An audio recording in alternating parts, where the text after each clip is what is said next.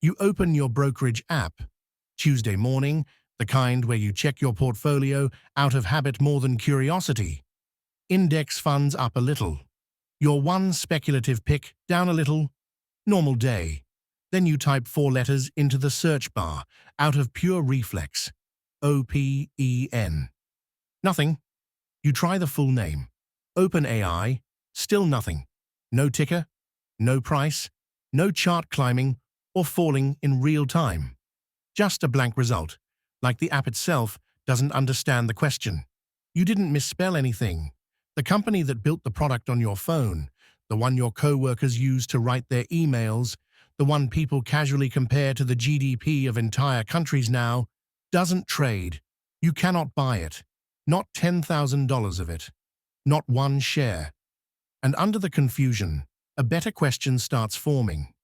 If this company is worth hundreds of billions of dollars, and everyone agrees it's going to be worth more, somebody is getting rich off it. So why isn't it you? This video is about that gap, not the product, the asset that isn't supposed to exist, and the ownership structure built specifically to keep it that way. You're not alone in trying. OpenAI stock gets typed into Google 33,100 times a month, on average. Over 1,000 people a day, landing exactly where you just landed. Compare that to NVIDIA stock, a search that actually gets someone a price, because NVIDIA trades. OpenAI stock is a different kind of search wearing the same clothes. Nobody typing that phrase wants a price check.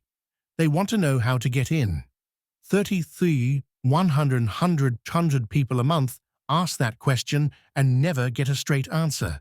That's not a gap in the market. That's the market working exactly as designed. Most explainers rush past this part, so let's slow down. OpenAI isn't a company that quietly decided against going public. It legally can't offer a normal stock because of a decision made in 2019 that most people have never heard of. OpenAI started as a non-profit. No shareholders, no equity, a research lab funded by donations.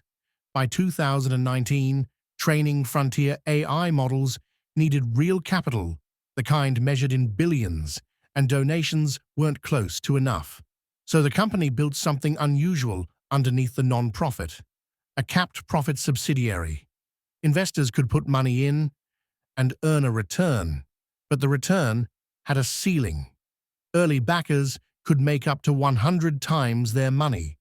Past that cap, every additional dollar flows back to the non-profit's mission instead of to shareholders.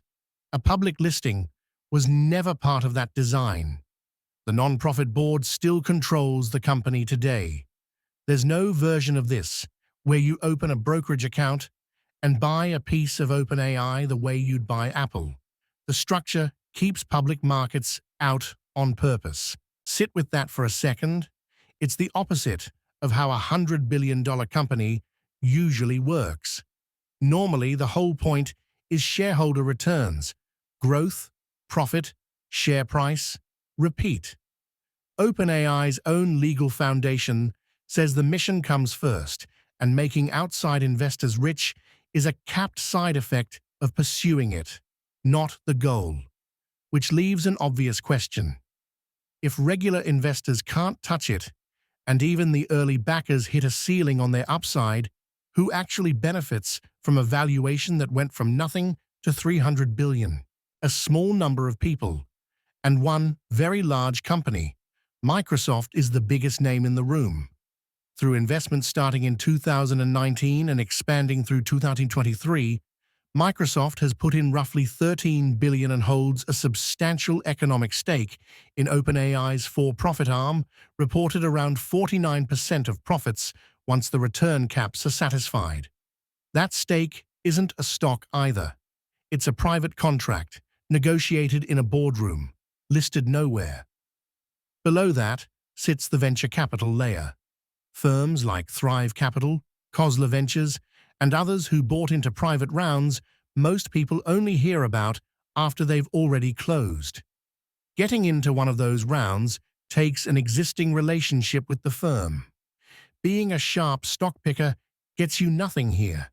Then there are the employees, which is the closest thing to a real answer for who's getting rich. If you work at OpenAI, you probably hold equity in the for-profit subsidiary. The company's valuation went from $29 billion in 2023 to $80 billion in 2024, then $157 billion in 2025, then past $300 billion in 2026. Some of that employee equity has turned into genuinely life-changing money, on paper, because employees mostly can't sell whenever they want either. Private equity is illiquid by design. The company has run secondary sale events, structured windows where employees can sell a portion of their shares to approved buyers, but those windows are rare, controlled entirely by the company, and priced at whatever the company decides that round is worth. Even the people standing closest to the money can't fully touch it. The wealth is real. The access to it isn't. Those tender offers are worth understanding in more detail because they're the closest thing to a real market this company has ever allowed. The company decides when a window opens, not the employee. Approved buyers, usually the same institutional investors who already hold stakes, bid on a fixed pool of shares at a price the company sets. So even the number that gets reported afterward as the market price isn't really a market price. It's a number one company chose and a room full of buyers agreed to. If you joined OpenAI in 2021 and your equity has grown fivefold, you still can't decide today is the day you cash out 10% of it for a house. You wait for the company to open a window and sell what it allows you to sell. Technically, that's liquidity. It doesn't feel like liquidity when you're trying to explain to a mortgage lender why your net worth is enormous and your bank account isn't. Try the counterfactual, because this is the part that actually stings. Early 2019. You're not a venture capitalist, just someone who read an article about a non-profit AI lab restructuring to raise money, and somehow you had a way to put $1,000 into that very first capped profit round, priced at a fraction of what the company is worth now. Tracked against a $300 billion valuation years later, that $1,000 stops looking like a nice return and starts looking like a typo. The difference between a rounding error in your checking account and a down payment on a house, from one decision made before anyone else was paying attention. Here's the catch. That door was never open to you in the first place.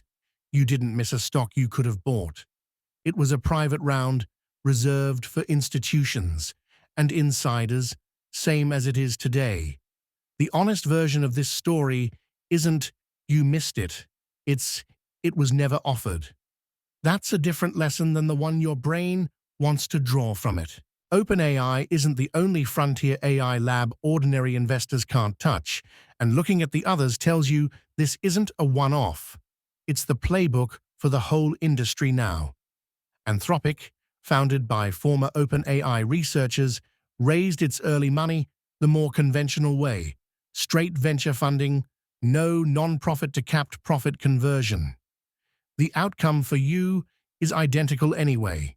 No ticker, no public shares, access restricted to venture funds and strategic partners like Google and Amazon, both holding the same kind of private negotiated stakes Microsoft has in OpenAI.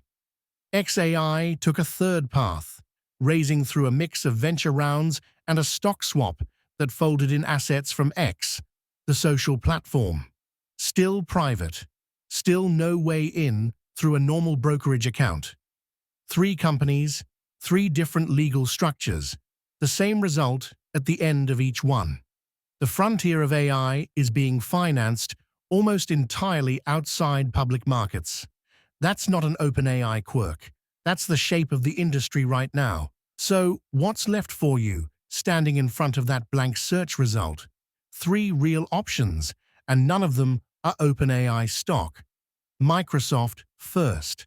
Since it holds that large economic stake, Buying Microsoft shares gets you indirect, diluted exposure.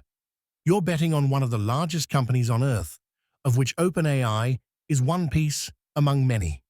Second, ETFs that hold pre-IPO or venture-stage tech positions. Some ARK investment products have taken small allocations tied to OpenAI's ecosystem in past rounds. Diluted, indirect, and subject to change whenever those funds rebalance. Third, the one everyone's actually waiting for, an IPO. If OpenAI ever converts fully to a standard for profit structure and lists publicly, something leadership has floated but never committed to, that's the day a real ticker shows up. Until then, waiting is a strategy. It just isn't a shortcut. Underneath all of this sits one real tension. Going public would solve the access problem overnight. It would also mean giving up the exact protection the 2019 restructuring was built to preserve, a non-profit board in control, a mission that outranks the stock price, quarterly earnings calls, activist investors, shareholder lawsuits.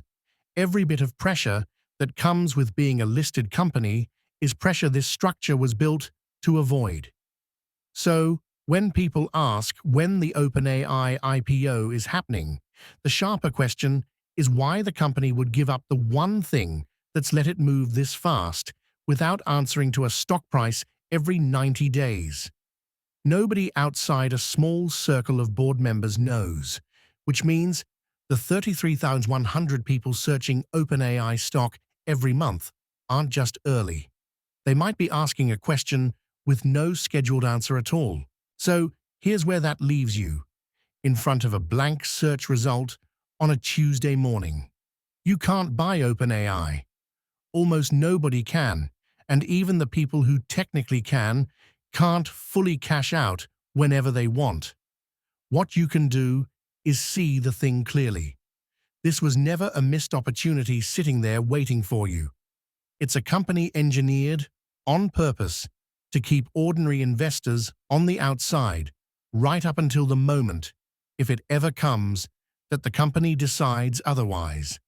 Until then, the closest thing to owning a piece of OpenAI is owning a piece of the giant that already does.